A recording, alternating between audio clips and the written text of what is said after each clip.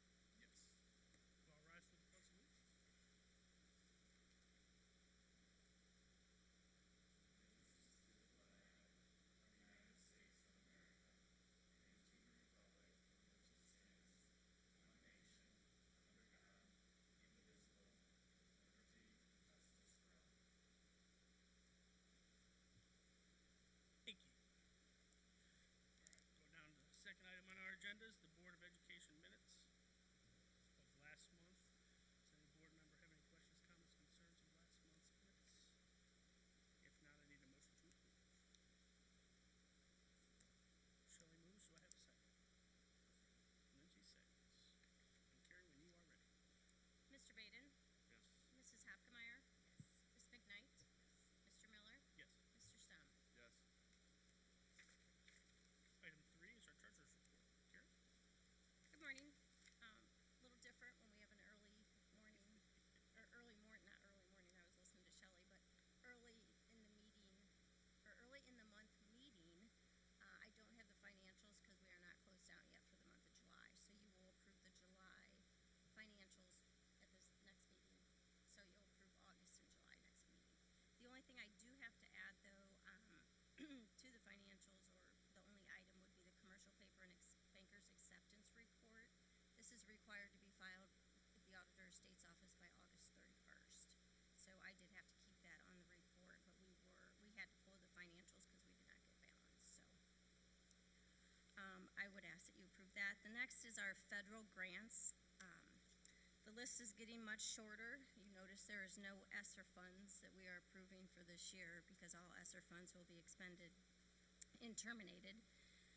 But we have our Title I, and I always feel sometimes I have to be the bearer of bad news, but that amount, and these are initial allocations, so this isn't an amount we apply for, this is the amount that the state gives us. So our initial allocation for Title I is down $60,128. Our Title II allocation is down $9,364. Our Title IV allocation is down $2,015, and our IDEA Special Education Grant is down $12,973. Early Childhood Education, which is our consortium grant with Perrysburg, is up $223. So we'll have to do some navigating through that as we use most of our federal grants for salaries and benefits. And then the last item I have on the agenda is to approve bids for 2 buses and 1 van. This would be from a permanent improvement account. I will share that the last time when we did bids was we awarded bids in April of '23, and we do not have those buses yet. We expect them later this month, or hopefully before, yeah. We're going for this month, so. Then I do have some other news to share. I shared with you that we were doing a Moody's surveillance rating call that took place last Thursday. And we did get notification, and it wasn't that it was unexpected, it was just disappointing that we were downgraded in our rating. And what that basically means, it's like a credit score. If you're financing a mortgage or something, you have a credit score. And so our credit score has been dropped from a A2 down to an A1. We're not issuing any debt. We do have a refunding of some bonds coming up. We should be okay. That's not for another year from this December. But hopefully we can get things squared away. Basically, that just means that our significant drop in cash balance and not being able to secure additional revenue is the situation. So that's why we're on the ballot. And we did discuss Nexus in great detail.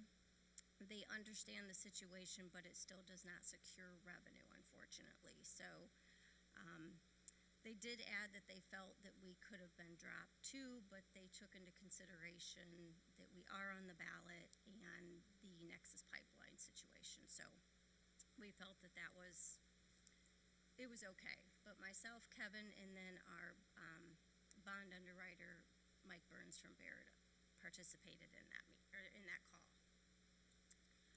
How often is that? It's interesting because we feel like they're very quick to downgrade. So in the conversation, even though we weren't pleased with it, we did share that if, something comes through with Nexus and, we pass a levy and our finances change, then we expect them to want to upgrade us just as quickly.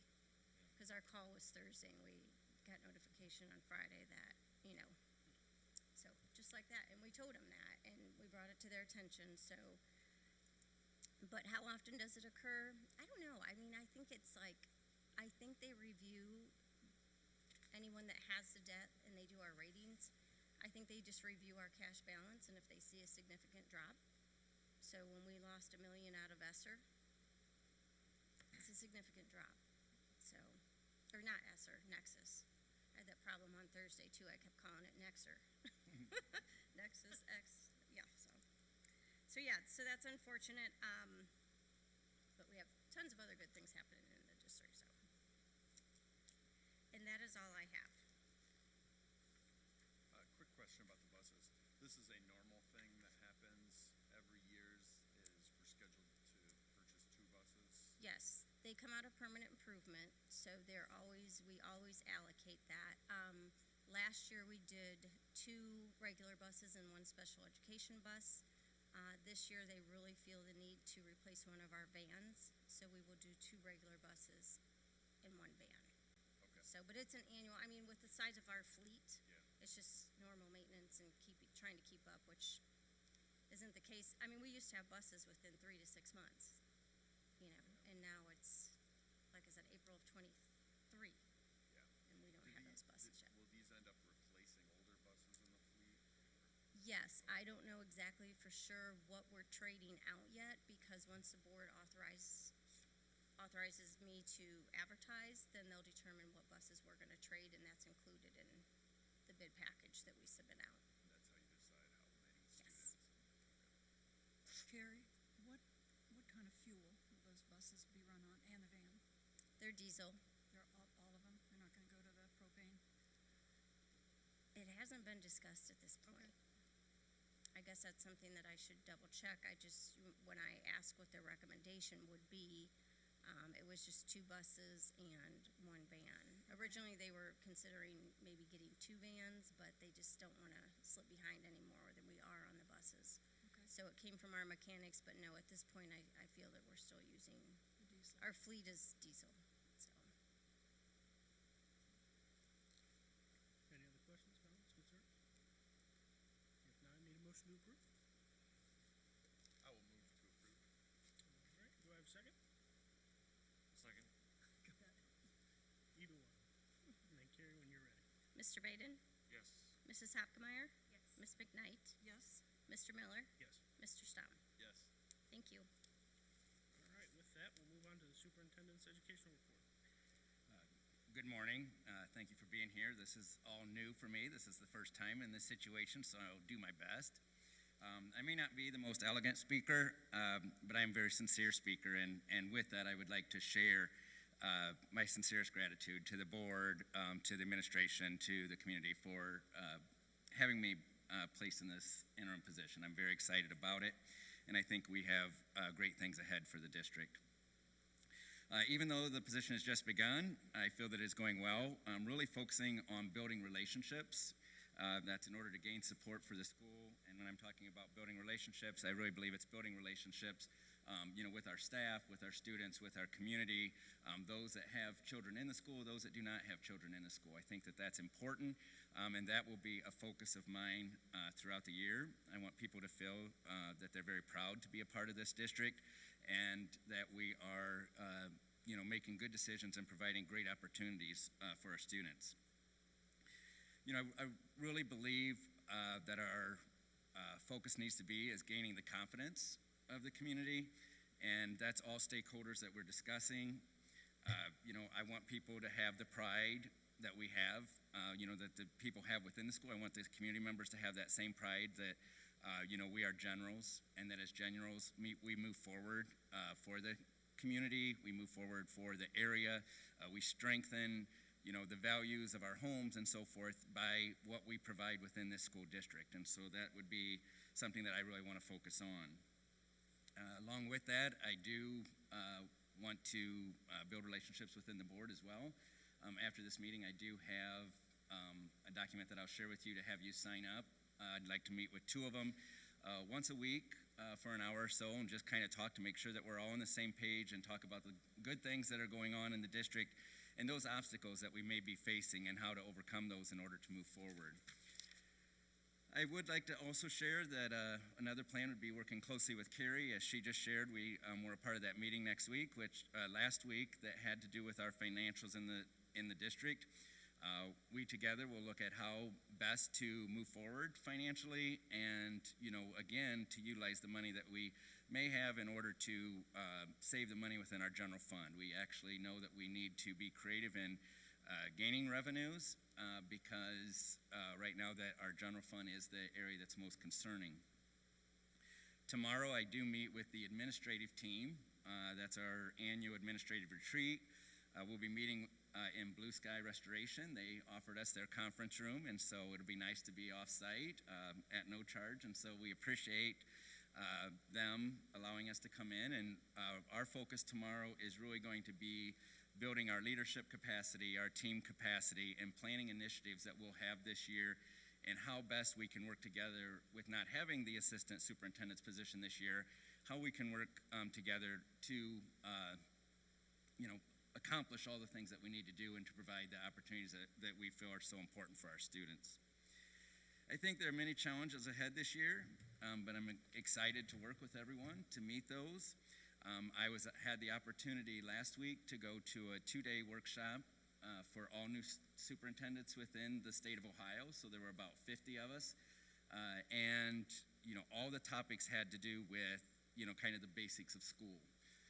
Learned a lot, built a lot of great relationships. I will tell you, listening to different people's stories, we do have a lot to be proud of in this district, and we have a lot of great things going, and we need to continue to provide those opportunities so that people are able to recognize that our district does stand out. So again, I want to thank also as this transition, there's been a lot of people that have helped with that. I want to thank the operations department and helping get everything moved around. We're switching some offices and doing some work in the offices. Jill, which is always a great supporter of me, and all the administration, want to thank them because everybody has kind of pitched in to help this transition go smoothly, and my goal is that we're able to look back at the year and think that it did go smoothly and great things happened. So that's my goal. So again, just thank you, and thank all of you and the community. So very, very pleased to be in the position and looking forward to it. With that, something else that we take great pride in is our staff. Over the summer, we've had the opportunity to hire new staff, and it's an exciting time for the district to be bringing in some of the best. And so I'm going to turn that over to Dr. Contat to kind of introduce our new employees. Thank you. It gives me great pleasure to introduce our new employees today. I want to start off with our mission of human resources, and it's to meet the needs of the Anthony Wayne students through the care of and attention to the continuous improvement and growth of a highly qualified staff. And that's what kind of brings us here today. And before I launched into that, I wanted to kind of throw out another thank you, because this process is long.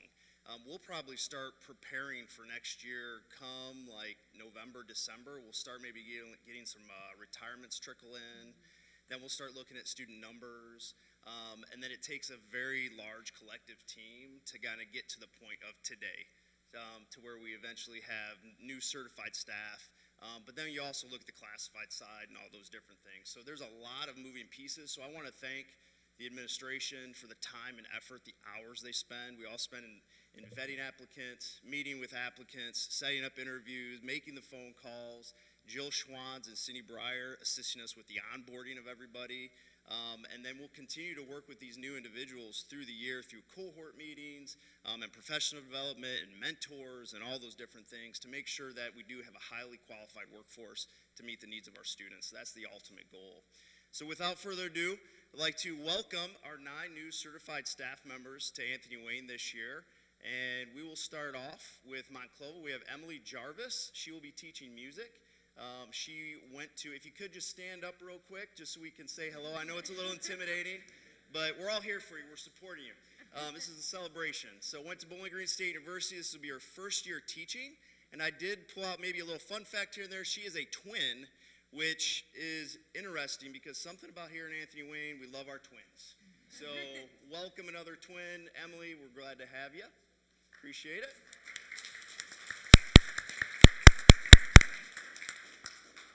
At White House Primary, we have Sarah Borst. She will be teaching Title I. Sarah went to the Ohio State University and then Bowling Green State University for her master's degree.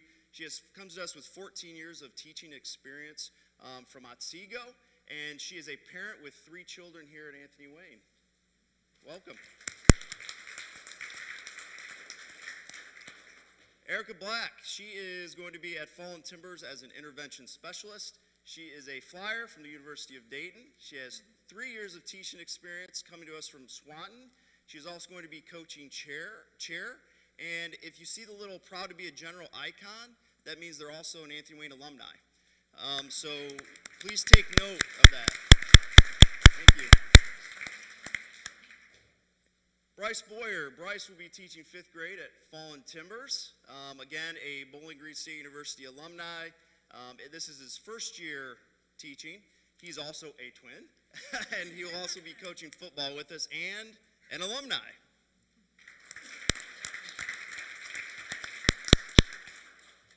Another at Fallen Timbers, Amanda Grzecki, intervention specialist, attended Lourdes University with a master's degree at University of Toledo, has 7 years of teaching experience, and a mini pig and a fainting goat. So we chat a little bit about the fainting goat.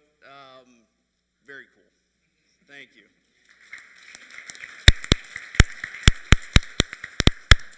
Junior high, Emily Essig, as our intervention coach, another flyer, University of Dayton. This will be her first year teaching with us, but she actually was with us all last year at the junior high as a tutor. Did a fantastic job leading to this opportunity. She's also coaching chair and another alumni.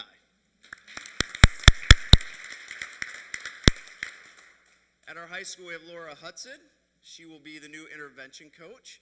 She graduated from Western Governors University, has 3 years of teaching experience from coming to us from Perrysburg, and then also does adjuncting at BGSU on the side. And she has 2 children, Anthony Wayne. Welcome.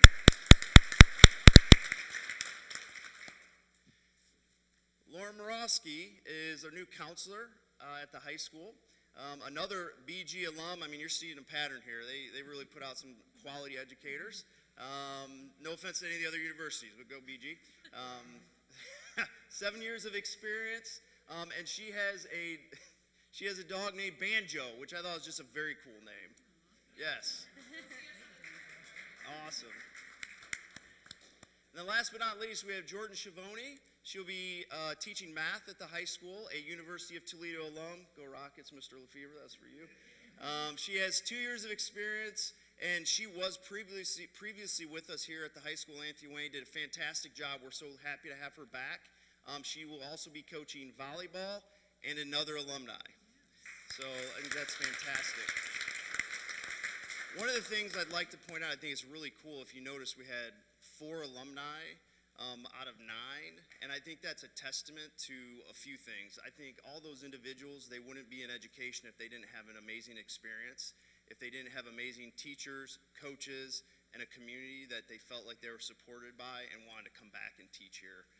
So they're not only, coming back, but they're doing great things before we get them back. So we want to thank you all and welcome you, and we're excited to have you as being generals. So yeah. Thank you. I hand it off.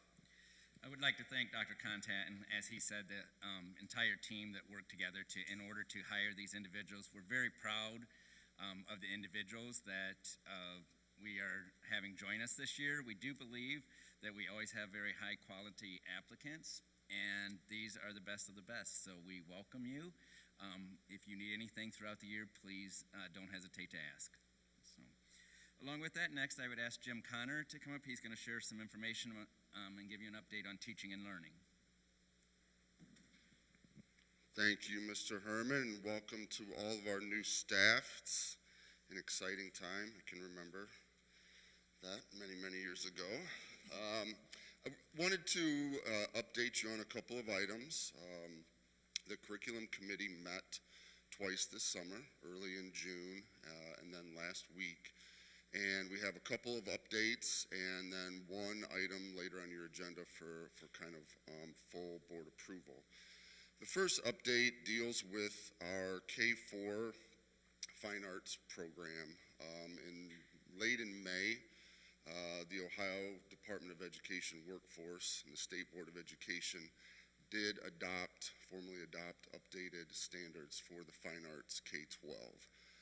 Our fine arts teachers in the primary buildings were kind of monitoring this. We had several discussions over the course of the last year or so as those updates were being vetted and put out there for input. And with those being approved, our K-4 fine arts teachers wanted to kind of push ahead. They were ready for those, and we'd like to implement those starting this year, which would necessitate some changes in our standards-based grade card. So essentially what you will see, what community members will see, is that in our K-4 standards-based grade card, the standards would be different, basically just reflecting the new updates. So I wanted to make you aware of that and share that with you. I believe I sent those all out to you back in June and again last week as an update for that. The next update that we have impacts our high school. Worked with Dr. Pfefferly and a team from the high school, several teachers, Mrs. Buckemeyer, on looking at end of semester and end of year finals, okay? Those of you that are in prior graduates, pre-COVID, I'll throw my name in there, but I won't tell you what year it was. Or everyone that went to high school is probably aware that a lot of schools will have an end of semester and end of year, maybe final type of assessment. That could be an actual assessment, it could be a project, it could be a presentation. And so prior to COVID, the high school was still doing kind of end of semester and end of year finals. I think one of the concerns with that process was that they were weighted pretty heavy. And then you kind of get into COVID, and we all know there were a lot of changes, a lot of things that were impacting education and kids being ready for those. So coming out of COVID, the high school really kind of moved towards more of a teacher choice on an end of semester or end of year final type of experience. Most of your honors and AP teachers were still giving those. Some teachers of regular classes may have backed off of that a little bit. The high school also gave teachers the autonomy to kind of weight those as they saw fit. So what this committee did was come together based on a lot of teacher input throughout the course of the year, and we sat down and we talked about, okay, we're kind of over the COVID hump. How can we best prepare our students, again, that future ready idea for their future, whether it be post-secondary education or some type of a training program or what have you, because we all know that at the end of those experiences, a lot of times students need to be able to demonstrate the mastery of that information over the course of a long term, whether it be a class or a training program.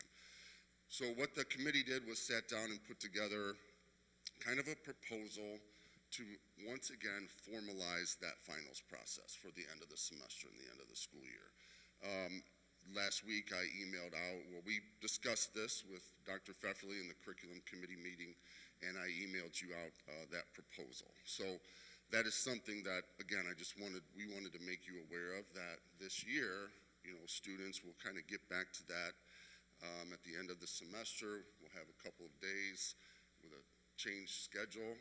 That'll mirror the junior high. Mr. Lefevre and actually one of his teachers, we were involved in conversations with them, because anytime we change our schedule at the high school, the junior high schedule needs to mirror that because of the shared teachers and whatnot. So again, if you have any questions, I know Dr. Pfefferly would be happy to answer any questions, or we can address anything from those two updates if you have them. The last thing I will just share very quickly, this will come up a little bit later in the board meeting, just so everybody here kind of knows what we have. We do have a textbook on the board agenda. This is for a personal finance course that we will be teaching at the high school. And again, this comes out of an Ohio Department of Education and Workforce update. For many years, we were required to teach students specific content in regards to financial literacy. The state didn't really dictate how that had to be done. It just had to be in the curriculum at some point. For a lot of our students, this information was kind of built in with social studies courses, and then the state came out and updated that it now needed to be a standalone course. Okay, so starting with the class of 2026, every student in the state of Ohio will need to have a standalone financial literacy course as part of their graduation requirement. We decided that probably fits in best with the junior and senior year, where students are a little older, kind of on that track of getting ready to be able to manage their money. So this year, our juniors will be the first group to do that, and our business department has recommended this textbook, and I have a copy, and again, this was shared with the curriculum committee last week, so I thought I'd just throw that out there so everybody knows that this is the direction we're going. So if there are any questions, I'd be happy to answer those and address anything you have. Any questions? Thank you, sir. Okay, any questions then for the superintendent's update in section A? All right, then we will move forward. In section B, we have the bus routes.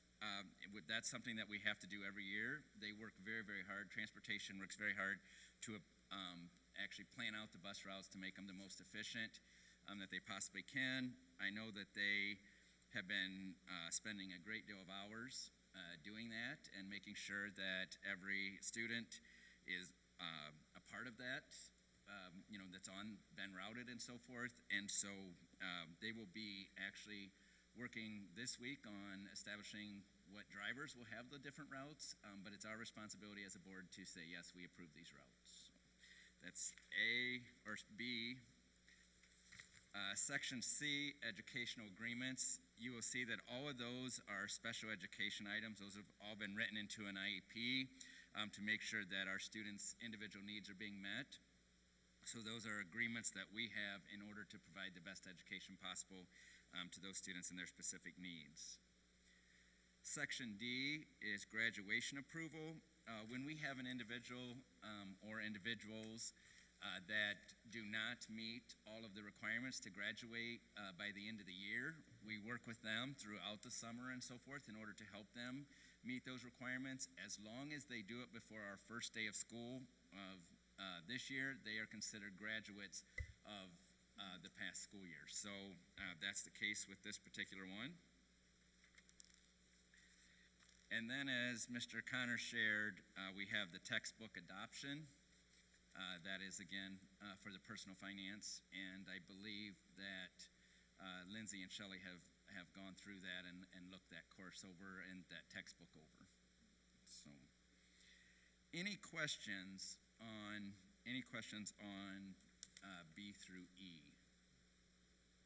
So we have a new person in charge of transportation now, right? Yes, correct. Is this their first time making bus routes? Teresa, I don't know how many years Teresa has been with the district. I know it's been many. She started out actually as a bus driver and then worked her way into the office. She's been in the office as long as I've been here. A part of that, her full responsibility is not doing the bus routes. That's always the director's responsibilities. But for many years, I know that she's worked with the directors to help do that. We did have, because there is a new system, we did have training come in. There was a specific training for her and the other two individuals that work in that office as well to build on, how to build routes and and the specifics of it. So it is her first time of being fully responsible for them, but it's not her first time of working to create them. When there's new students or students that leave our district, do they redo the bus routes, and are those needed to be board approved? How does that work? As far as if when a person comes in, it's not, you're not assigning individuals to the buses. Basically, you're approving the routes. And so if someone leaves, that's assigned to a route, if they leave, then they would no longer be on that route. If they add, if we add people, what they do is they will determine, okay, what bus route would it make the most sense with to assign that student to. If we would see where, we're having so many added that it's going to extend the route, or it's not going to be long enough, then they may adjust the routes. But really, just approving the routes is one action. Okay. Yeah. Thanks. Any other questions, comments, concerns for Mr. Herman? If not, I need a motion to approve. A motion to approve. Lindsay, do I have a second? Second. Shelley for a second. And Carrie, when you are ready. Mr. Baden? Yes. Mrs. Hopkemeyer? Yes. Ms. McKnight? Yes. Mr. Miller? Yes. Mr. Stamm? Yes. All right. Move on to item number 5, which is superintendent personnel recommendations. Item number 5, when we talk about our, what we have here is we have 3 resignations. We have Carolyn Frail, which has been a Secretary 1 at the Fallen Timbers Middle School for over 20 years.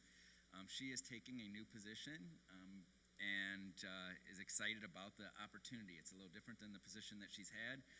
We want to wish her the best, and we want to thank her for all that she's done.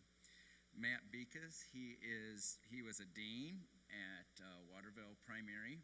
He has done an incredible job. He also was a teacher before that, so he's been with the district a long time as well. It's always been his goal to become a principal and so forth, and so he had the opportunity to move to Rossford as an assistant principal, and someday, if openings allow or whatever, maybe he'll be back. I just know that this is a great opportunity for him to pursue kind of his career that he's looking for. So we want to wish him the best and thank him for his service as well. Maria Matney was a special education aide. She did a wonderful job. We just recently got the information that she was going to be resigning. She is taking a new position in the clerical world, and so she's excited about that. But she has been very great in the special education department, and she's always been very caring and helpful to the students that she's assisted. So we wish her the best as well. Those are definitely losses to our district, but it's all with the hopes that they're able to follow their goals and dreams, and you never know what happens in the future. So in B, we have in the employment, section B. Again, we have people in the classified area. We have a couple bus drivers there, which we're always happy to see. I was informed yesterday we may have another one also in the near future to add, so we're very happy about that. An aide, a special education aide, Clara Olorenshaw, and I believe she was a past graduate of here. Darcy Lynch, she'll be taking Carolyn Frail's position. They worked very quickly, and she's a very welcoming person. She had a great smile, and I think she'll really be able to make a difference at Fallen Timbers as far as having people come in and working with them and being positive. And then Judith Toes is a a cafeteria playground aide. And so, again, these are individuals that we're bringing in and that we're excited and that we're selected out of the candidates that we had. Number C, or section C, is substitutes. We appreciate the individuals that have worked to have those individuals in the positions that we have so that when we do need a sub, we have them available. We appreciate that. Section D is volunteers. Those 3 are all volunteers for sports teams. Now with that, they still have to go through background checks. They, have the requirements to have as coaching. They're just recognized as volunteers, but they help us accomplish the goals that we have for our different teams and so forth. Supplemental contracts, those are contracts that we have in place for different positions, and you will see the individuals that we have on there. I think that we have several individuals on the supplemental contract list that are in this room, so they are going to be starting new positions, and they're going to be helping us out in other areas as well, so we appreciate that. And if there aren't any questions in those areas, we can vote on those, on that section A through E. If you do have questions, open to them. Under substitutes, I saw like it says athletic workers dash tickets. Is that like at the ticket? Yeah, for example, at a sporting event, when they're taking tickets, And that's a paid position? that, For- yes. For the, yes. do we, like, is there a set rate for that, or what's There- that? There is a set rate for it, I'm not sure. Yeah, I would have to look. It might have been, I think you approved it when you approved fees for the year. Fees for the I'm year? not Okay. 100% sure, Okay. but I was it's just usually a curious. set rate. And that's, is that any games, like volleyball, soccer, Yes, football? yes, yeah, there, and that's why you see a number of them, is because, you know, you have a lot of people in a lot of different, you know, there's a lot of events that go on in a week's time. Yeah, they fill out a time slip for that, so, and it's signed by the athletic director. Any other questions, comments, concerns? If not, I need a motion to approve. I'll move. Jeff moves, do I have a second? I'll second. Lindsay seconds, and Carrie, when you are ready. Mr. Baden, Yes. Mrs. Hopkemeyer, Yes. Ms. McKnight, Yes. Mr. Miller, Yes. Mr. Stem. All right, with that, we can move to board comments. I know we had one from Shelley, and then afterwards, if you two would like to discuss the curriculum committee meeting that you guys had, if you had any notes on that as well. Welcome new teachers. I believe I can speak for the whole board and everyone here on the platform when I say that one of our most important priorities is passing the school levy in November. More and more of our community has accepted the facts of our financial constraints. And as Carrie just pointed out, we're losing money all the time. We have listened to the community. We have acted. We've cut to the max. So I'm very hopeful about the results in November. That being said, I'm very concerned about recent communications that I've had with folks around the district.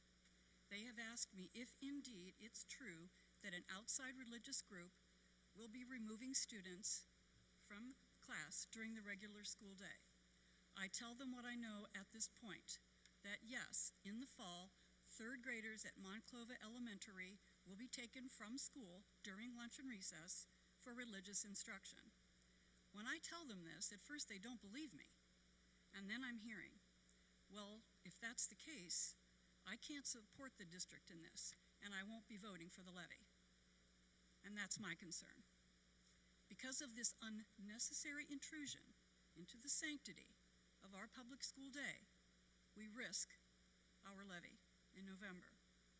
I'm also asked, how is this even possible? So I explain that our current policy, 5223, adopted in 2016, allows this. Outside religious groups are taking advantage of a loophole in the 1953 Supreme Court ruling that allows parents to remove their children from public school during the school day for religious purposes. Parents, not statewide religious groups. That was not the intent. I've also been asked what the district can do to curtail this intrusion, to stop it.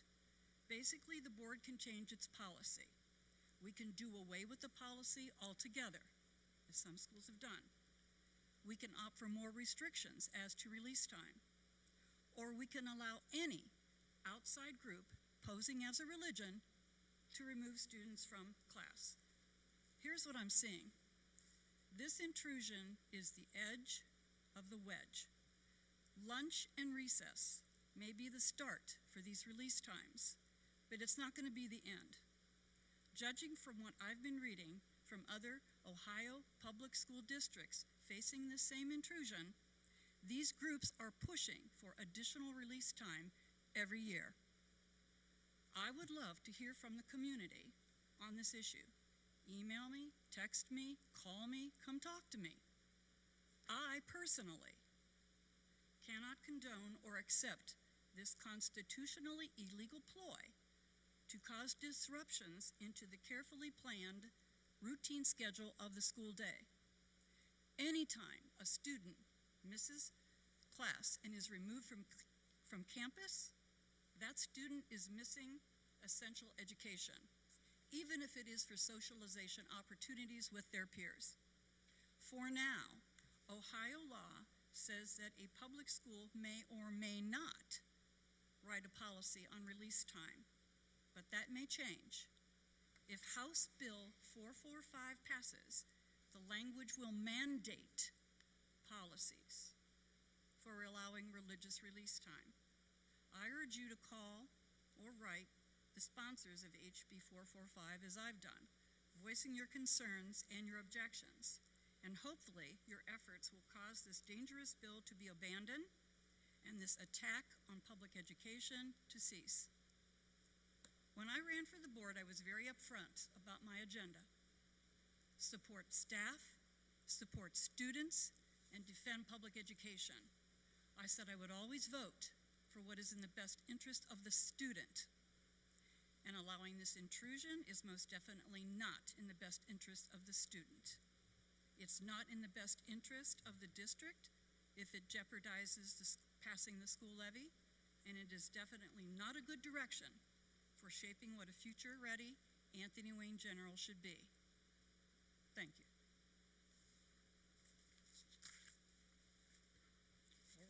So, we've had quite a few discussions on this. Mr. Herman, do you have, can you tell what the school's role in this has been over the last couple well, of years? As Shelley said, actually, it is an outside organization. We view it as an outside organization. It is not something that the district has helped plan. It is not something that the district has advocated for. Really, we've looked at it as be due to the outside organization, and that parents have that they've chosen to have their students a part of this, or their children a part of this, that they are able to take them out, yes, during lunch, recess, and recess. It sounds like it's going to be once a week, and it would be for a 45-minute period during that time. We have not had any part of the planning, and actually very few discussions with it. However, I do think that people believe that it is something that it's a school program. It's not. However, does it impact the school? Yes, it impacts the school if we're having children leave the school, but that's as it is when people pull their children out for other activities, doctor's appointments, different things like that. That's what how we viewed it, and so we also don't really know enough about it at this point to even know the impact that it may have, or what it will cause us to do. But right now we've just taken it as this is a parent choice. They've chosen to have their children participate in this, and that we would be dismissing them in order to do that. We have checked on the liability of it. Once they are released, we do not have liability to them as far as their safety, as far as like while they're in the care of the program. Okay, just as if a parent would come in and take their child out, and go to a doctor's appointment, we do not have a liability to that child while they're gone. Okay, and so we did check into that. Thank you. So it's purely up to the parents on whether they would like their children to go or not, right? Yes. Who is working with the organization, I believe it's called LifeWise, that is handling the transfer of students out and back in? Well, that would be the responsibility of the office, of Monclova's office staff. But again, that would be just like if they would be being dismissed for something else. Now, again, we do not know the number. We don't know what that's going to entail. We'll find all that out.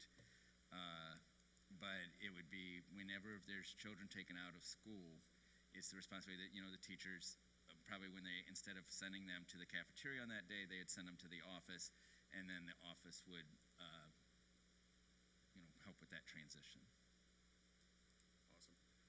And then who at the school would be the best for parents to communicate with if they have questions on the school side of things? On the school, I know that I've answered a few questions on the school side of things. Again, there's many questions that aren't going to be answered because it's not our program. And people have asked, okay, what is the curriculum? What is that? What is it? We do not know that. We have not looked into that. It's not our program to select those things. Yeah. Okay. Thank you. Shelley, do you have any action or anything you're looking to take from this, or? I am a member of the policy committee, and we have been told, both Dr. Fritz and Dr. Herman have said that our current policy from 2016 is out of date. It needs to be updated. So we have options that we can take as to how that policy could be changed. And that would require board action and board discussion. But I think as we gather more information, seek out information about one particular group, other religious groups trying to come into these schools, that we would be able to make a more reasoned and educated policy change as it reflects to what the community does or does not want. So I welcome anything that anybody from the community. I have been asked by many members of the community to address this in policy issues. So that's kind of where we are right now. I think that thinking can go both ways as far as you're thinking. If we change this policy, don't allow it, your thinking is that could help the levy, that could definitely swing the other way. I'm just putting that out there, that if we were to say, you know what, parents, we actually know better, you shouldn't get to pull your child out. We don't think that's a good idea for you to pull your child out and take them to this character building, biblical training. So we're not going to let you have that choice. We know better, so we're going to take away this. We're going to get rid of this policy.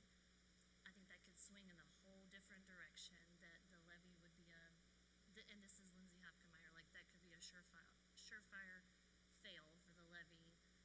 So that thinking can go both ways, and I think we have to keep that in mind because we are partnering with the parents. We're not trying to come in and say, we don't think this is good, so we're going to take away your option to be able to do that. We want to come alongside, and we may say, I don't know, we may think, and that's okay for us to be like, I don't know if this is a great idea, but you know what, I want to come alongside that parent and encourage them, and they know their child better than I do. They may think that their child would benefit from leaving and going and getting this character training. So I just think, a lot of thought has to go into it, thinking of all aspects of the decision. With respect, Lindsay, parents absolutely have a right to instruct their child any way they see fit. But my question is, why is this even happening at all? This is a public school.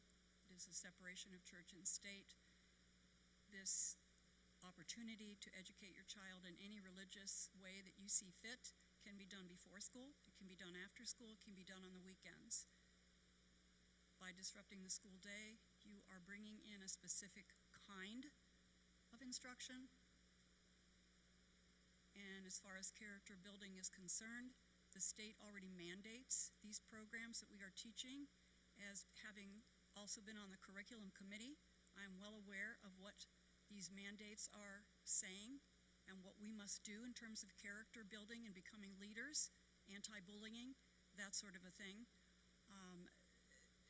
If anything, this would be more of a redundant kind of unnecessary program that pulls children away from actual core and specials kinds of education, which is happening in other schools.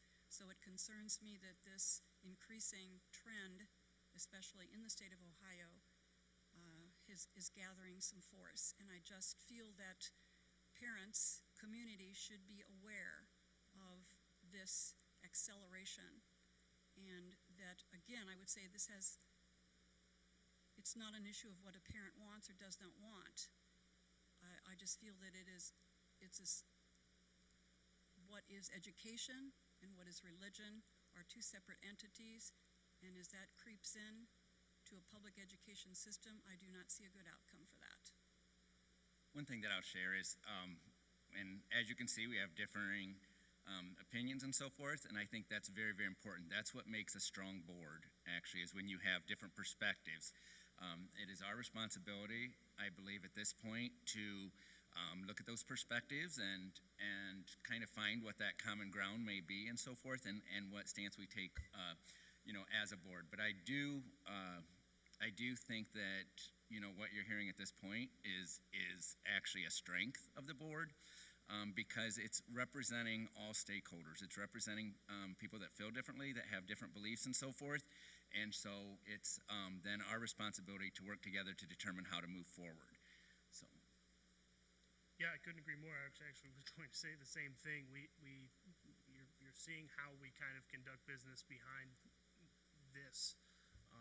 Obviously, we have a lot of work to do, not just in this aspect, but in passing our levy, in conducting school business and things like that. So obviously, this is still, we need to do more research, talk to more stakeholders, to get more information, but we value all the comments from all the board, community members, staff, Mr. Herman, Carrie. Different perspectives. Absolutely. It's phenomenal. So thank you guys for your comments on that. Do you guys have any comments on the curriculum meeting that you guys had, or you guys set with that?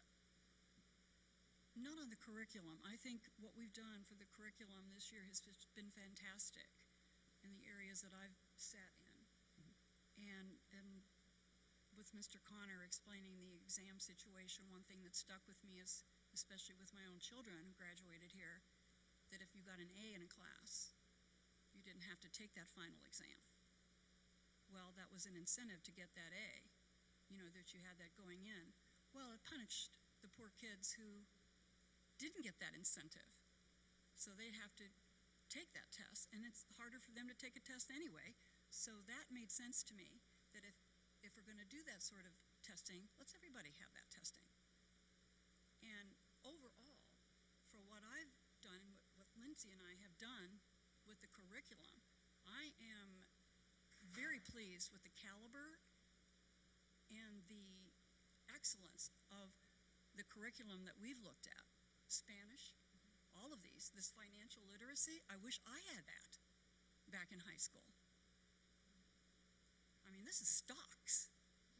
This is like how to read stock equations and know what to do, how to read a car rental agreement.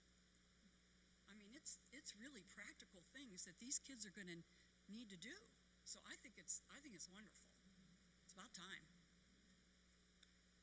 So my oldest is going into high school, and I was very impressed by the high school just taking on the task of bringing back those exams. It would have been a lot easier to just say, hey, we're getting good marks, our report card's good, why try to get people to change? Change is not, it's just hard to swallow, it's hard to take on. And so I already was excited about Ella going into the high school. I wouldn't be in this up here, I wouldn't have ran for this position if I didn't think it was an amazing school district. And it just continues, it only continues to just impress me. And that was just her starting in her high school year, and then you guys taking on that task to just say, you know what, we think we can do better for our students. We want to make sure they really know, and retain the content, and not just, hey, look, it looks great on our report card, so it's fine. So thank you all for taking on that. It's a big task, and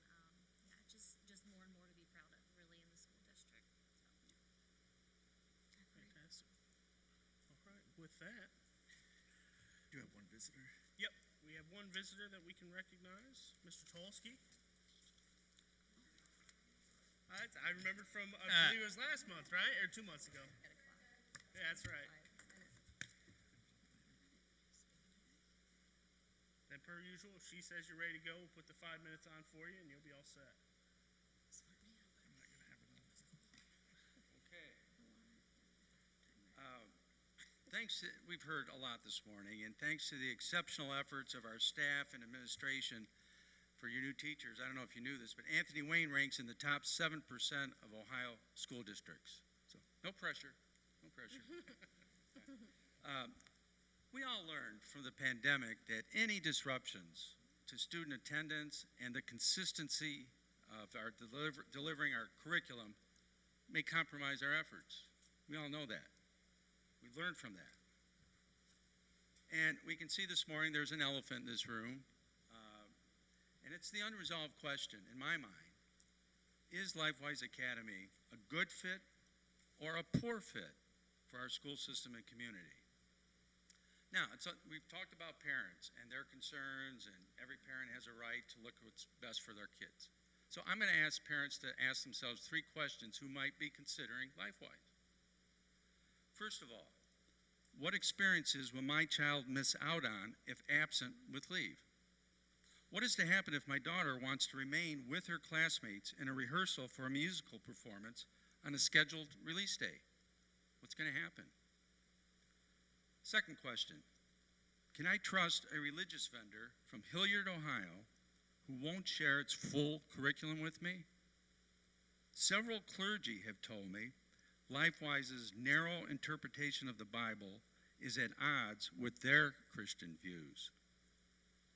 And a third question, is it possible for my child to have the best of both worlds? To learn about the Bible outside of school hours and be a full-time learner at a top-rated school? So, anybody wishing to learn more about LifeWise, I recommend go to their site.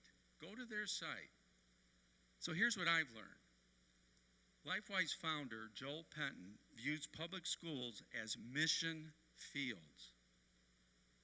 We've all heard of separation of church and state.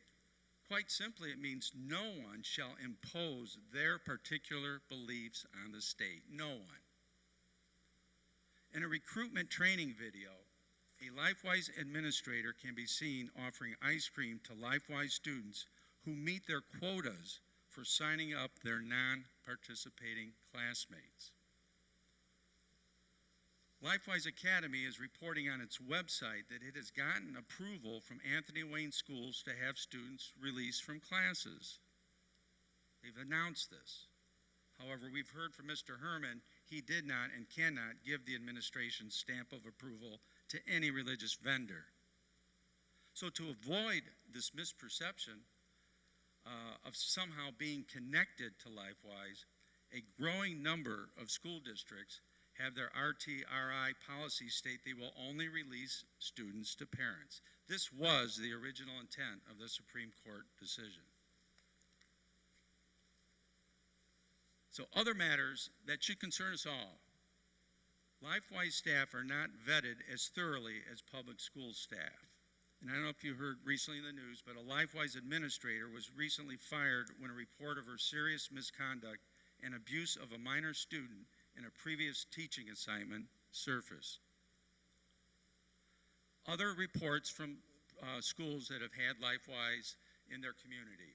Sometimes students come back late to class, whether all kinds of reasons, can come up. This causes, in some instances, for them to miss the core instruction that follows lunch. Or if they're returning to a classroom late, it interrupts the flow of learning going on in that classroom. It's a distraction. Some LifeWise participating students have been known to chastise non-participating classmates. And this requires a teacher's intervention. They got to get involved. This is their job. Should it be their job? So given that our board members were told, as someone pointed out, our current policy is flawed and in need of change, 30 seconds, Bill. okay, the most responsible, sensible response would be to rescind it. This would allow time to get input, as someone said, from all stakeholders before creating a new policy.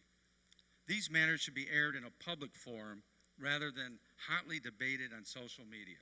There's 3 good websites I would also turn people's attention to: Honesty in Education, Respect Public Education, and Parents Against Lifewise. So, Time. I did my homework. Maybe you want to look into this. Thank you. Thank you for your time. I appreciate the opportunity to do this. And new teachers, if you're nervous, I taught for 35 years at Snow. All right, thank you. And with that, we can adjourn. We do have a working session right after this as well. Before that, we would invite all of the new employees, their families, to stay around. We do have coffee and cookies and so forth to be able to have conversations with the board and get to know one another. We also will do a picture. Before we move into that, we would like to do a picture of all of the new staff members for basically our district website, and then as well for the paper. So we'll do the picture and then meet, and then we'll go into work session. And then from the board, for the new teachers, welcome. We can't thank you enough for joining the team. Best of luck to you in the upcoming school year. With that, do I have a motion to adjourn? Shelley, do I have a second? I will second. Mike, second, and Carrie, when you are ready. Mr. Baden? Yes. Mrs. Hopkemeyer? Yes. Ms. McKnight? Yes. Mr. Miller? Yes. Mr. Stem? Yes.